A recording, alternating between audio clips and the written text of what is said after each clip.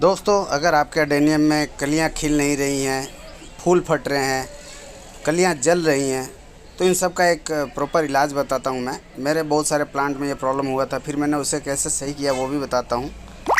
देखिए, इसके जो वीडियो मैं आपको बता रहा हूं, इसमें आप ध्यान से लास्ट तक ये वीडियो देखेंगे तो एक एक बात समझ में आ जाएगा कि प्लांट रिपोर्ट करने के बाद क्या डालना है, कौन से सॉइल में रिपोर्ट करना है और मेन कारण इसका फटने का क्या होता है। तो इसमें जो वीडियो में मैं बोलना कम और आपको समझाना दिखाना ज़्यादा चाहता हूँ।